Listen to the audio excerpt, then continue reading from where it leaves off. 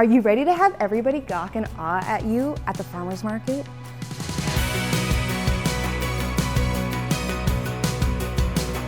Hello, my name is Jenna, and today we are making a super fun and simple quilted tote bag project. I made this originally to take with me to the farmer's market, but you can use it for whatever you want. Plus, it makes a really nice gift. Plus, there is a little bonus for you. There is a nice pocket on the inside to hold your phone or car keys or your wallet. There are 3 elements of the tote bag. There is the main piece, the lining, and then the handles. And we're gonna start with the handles and get those knocked out of the way. Let's get into making the tote bag. For the handles, I am going to make 2. So this process I'm gonna repeat. I have a strip of fabric that is 2.5 inches wide, and it's by the width of fabric. So from selvage to selvage. I'm gonna start by just folding this guy in half so that it is right sides together. And because there's a crease right here, I'm just gonna press it really fast. Then we're gonna take a piece of batting that is about the same length as it folded in half. So this piece of batting is about 21.5, 22 inches long, and then 2.5 inches wide. And I'm just gonna line this up on top of my fabric. And now I'm gonna sew a 1/4 of an inch down either side, making sure to backstitch at the beginning and end. Oh, also, another tip, when you're sewing these, you wanna sew both seams in the same direction, because if you sew in the opposite directions, it kind of warps the fabric a little bit. So I just started at the top and I sewed down this way, so now I'm gonna start at the top on this side and sew the other way.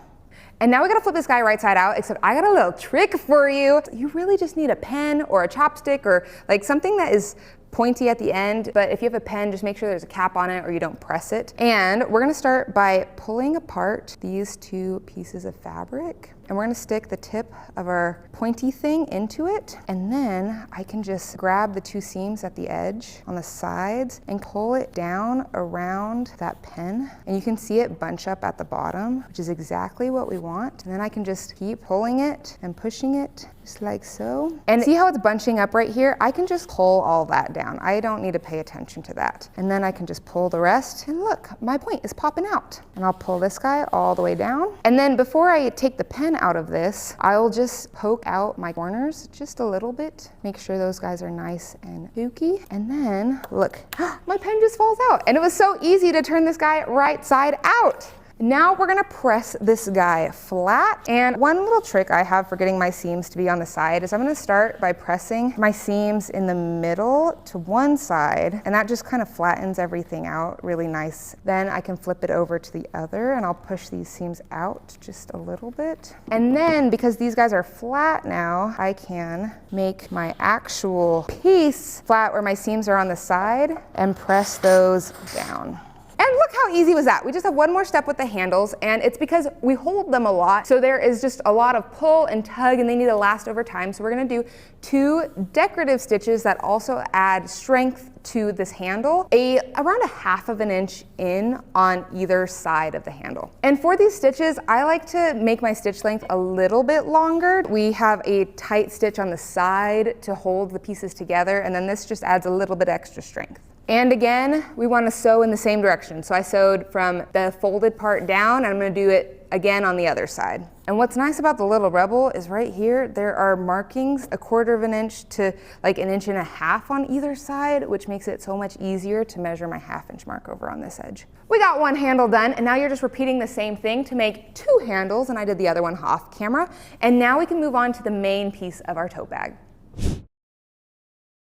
And this part is a little bit tricky to get it the right size and to be consistent with the sizes. And so that is why I like to use 2 rulers to cut it out. And I'm using the True Cut rulers, and this is the 6.5 inch by 24.5 inch, and then the 12.5 inch square. These 2 are my go-tos, and this is one of the reasons why. So first, I'm gonna cut my 17 inches this way, and this is why I love adding my 2 rulers together. So first, I know that this is 6.5 inches wide, and then I know we got another 1/2 inch mark right here. So 6, 7, 8, 9, 10, 11, 12, 13, 14, 15, 16, 17. You could do the math or you could be like me and like to count them all, because I feel like if I don't count each of them, my math messes up sometimes. So I'm gonna line up that mark for the 17 inches on the edge of my fabric here, and then down at the bottom, just make sure that we got a straight line here. And then I can go ahead and cut this straight line all the way down, and I can repeat that with my 16.5-inch mark.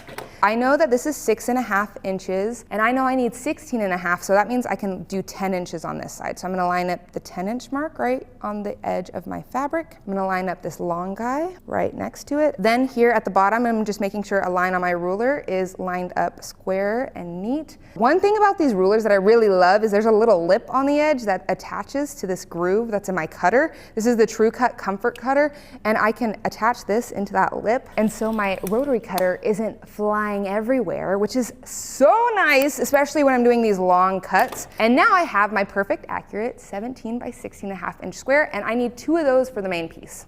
Our next step is to quilt our main panels onto some batting. And so I just have 1 layer of batting, no backing on it yet. We're gonna put the lining on later so that there is no seams showing. And I wanna make sure that I have at least 1/2 inch to 1 inch of extra batting all the way around, just in case the fabric shifts.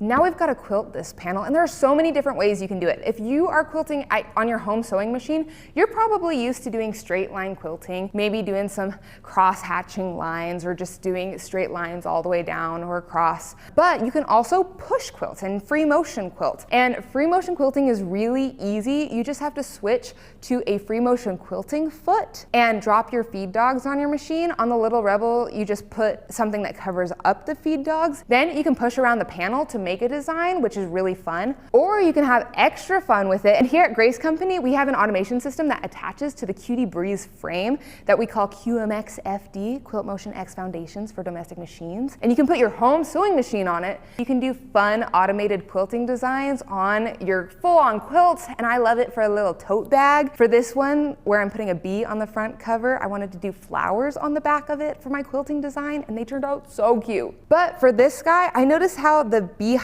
are little cross-hatching lines anyway, so we're just gonna do some straight line cross-hatching quilting with this. And there are several different ways you can mark your lines.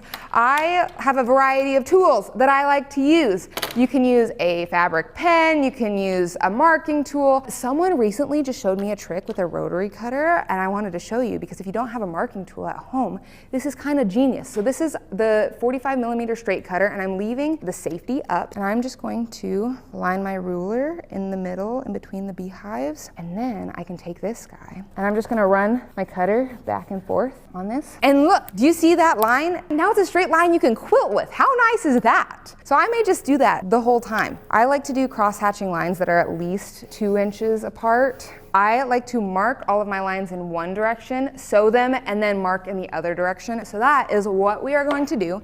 And when you're quilting, you don't have to use a super tight stitch length. I like to do a 3 or maybe 3.5. On the Little Rebel, I like to put it right in the middle, and then I can go ahead and sew my lines.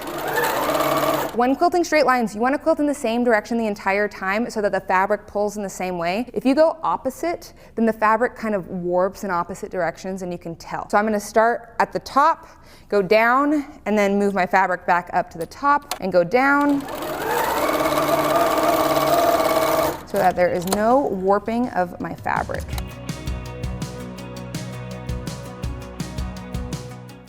What we do one way, we gotta do the other way. So I am just going to repeat that same exact process, and I will see you back when I have the finished panel.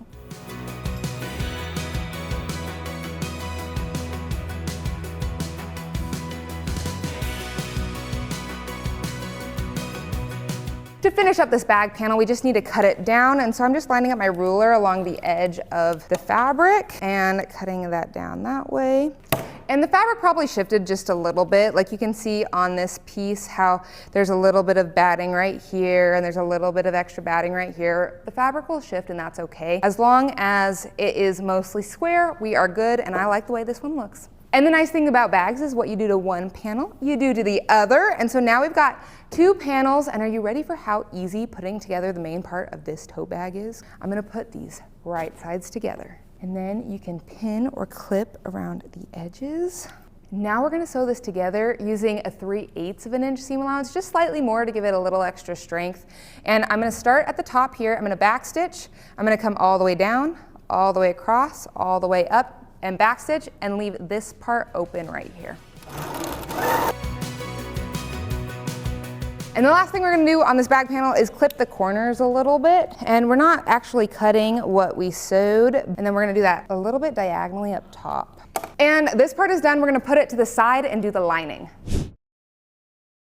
For the lining, we're gonna need two 16.5 by 17 inch pieces of lining fabric. And what I appreciate about a good tote bag, especially when going to the farmer's market, I need a place to put my keys. So on this tote bag, we're gonna add a pocket. And I wanted to have a little bit of fun with it. So we're gonna do a B pocket, and you're gonna need 2 pieces of fabric, whatever your outside fabric is and whatever you want your inside lining fabric to be. I want mine to be a little bit bigger. So this is 7 inches by 6 inches. And we're gonna start by putting these guys right sides together. Then I'm gonna sew this 1/3 of the way in from the bottom right here. I'm gonna go all the way around and stop 1/3 of the way in this way so that there is a little gap where I can flip this right side out. And remember, wherever you start and end, make sure to backstitch a couple times so that whenever you flip this inside out, it does not rip those seams. Before we flip this guy inside out, I'm just gonna clip the seams a little bit so that they are nice and pointy when we flip them.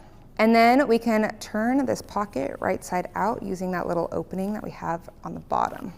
And then you just want to use something to poke out your corners. Now we're going to press this guy, and I just want to take my fingers and kind of roll that seam up so that the seam isn't folded. I find that when you just go and press like this, there is a nice fold, kind of like this in the seam, when you want to push that fabric out so your seam is nice and flat. And so I'll just take my finger to kind of manipulate the fabric so that everything is out and it's nice and flat. And then with this bottom part that is open, you already have that little 1/4 inch extra bit of fabric. So I want to make sure that is all folded in along those lines of that 1/4 inch seam. Now we've got to sew a decorative stitch 1/8 of an inch down from the top of our pocket. This is completely optional, but I just like the way it looks, and it gives the pocket a little bit of extra strength. Then you can go ahead and line up those seam lines to find the center. And I like to just eyeball where my pocket goes. I like to kind of put it in this 2nd quarter area right here, and I will just pin where I want it. Then I can sew the pocket to the lining using 1/8 of an inch seam allowance. And I need to make sure to do 1/8 of an inch because down here, this part of the pocket is open. And when I sew 1/8 of an inch over that, it will hold everything nice and tight and will close that little area. And remember, because a pocket is used a lot, make sure to backstitch at the tops of the pocket a couple of times to give it extra strength. For good measure, I like to do like 3 or 4 times. Now to finish up our lining, I'm gonna take my 2nd piece of lining fabric and lie it right on top of that pocket piece. Now we're gonna sew the lining pieces together basically the same way we did the main pieces. The one difference is we need to leave a hole at the bottom to be able to flip our tote bag right sides out. So I am gonna start on one side and I'm gonna sew down and in about 1/3 of the way, and I'm gonna backstitch a couple times. Then I'm going to skip a good 4 inches, maybe 5 inches for good measure, but at least 4 inches, and then start sewing again by backstitching a couple times. I'm gonna sew across to my corner and then all the way back up and backstitch and finish that. So there is a 4-inch gap at the bottom of your lining. And the last thing we need to do to our lining is clip those corners, just like we did that main panel. Now we've got our lining piece done, our main panel piece done, and the handles done, and we can put them all together. So first I'm gonna take my lining piece and I'm gonna flip it so it's right sides out. And this would be a good time to press it. So I like to just make sure all the seams are nice and pressed and flat. And especially with this bottom part, because there is an opening, it's nice to press it so that when we go to sew it closed later, you know where to close it up. Now we're gonna put this guy to the side and we are going to mark where our handles go on the inside of our bag. So first, I wanna make sure that my handles are the same length, and it looks like I just need to chop off the ends a little bit. So I am going to cut these guys off. There really is no like exact length that your handles need to be. As long as they're both the same length, then we're good to go. And now we're gonna clip them to the inside of our bag. And so what I like to do is I like to measure 4 inches in from my seam line, and then I'll do a nice little mark 4 inches in on this side, and then 4 inches in on this side. And now I can take my handle piece and I'm gonna stick it inside the bag and line up the edge of that handle on that blue little mark that I just made. And I'm going to clip it into place. So now we've got our handles in place. Then we're gonna add the handle to the other side the same exact way. And now we've got perfect mirrored handles. And I'm gonna go and baste these on my machine just to give them extra strength and so that they don't move when we put the lining in. So I'm using a 1/4 inch seam allowance and a little bit of a longer stitch just to hold these down where I want them. Now we've got to add our lining piece in, and then we got one more step after that and we're done. Before we add the lining in, I recommend clipping your threads just so that your threads don't end up randomly on the outside of your tote bag and you're like, where did those come from? Okay, we have our lining. We are gonna stick it in the inside of our tote bag. And remember, we want right sides together. Now we're gonna clip the raw edge of our lining to the raw edge of our main bag piece. I like to start where my seams are, so my main panel seam and then my lining seam. And I wanna make sure that they're facing in opposite directions. So this main panel piece is going to face this way and my lining seam is going to face the opposite direction, and I can go ahead and line those guys up, clip them into place, and do that with the other seam. Once those 2 seams are placed, I like to just take my lining fabric and pull it along to kind of find the middle of both of these ends and then clip those into place. And if you want, you can add extra pins around, extra clips around, but I'm gonna just do those 4, and we're gonna sew all of this together using a 3/8 of an inch seam allowance. And remember, we're back stitching at the beginning and end to give this a little bit of strength. This is the exciting part because we're basically almost done.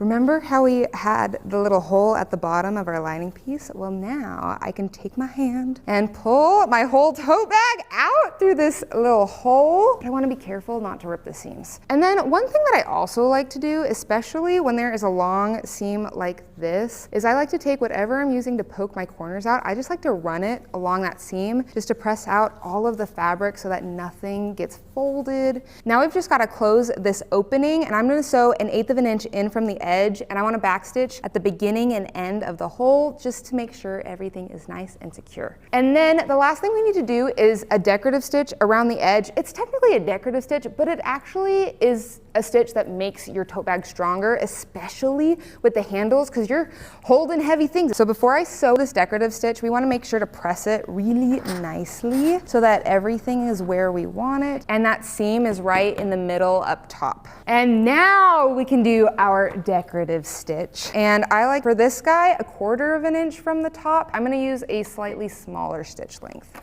And now we got our finished tote bag. How cute is this? I'm ready for the farmer's market. Are you ready for the farmer's market? And they're so easy to put together. The free pattern for this tote bag will be in the description below. And if you want more free patterns, make sure to like and subscribe and click that bell notification so you get notified whenever we post new videos. Thank you so much for hanging out with me, and I'll see you next time.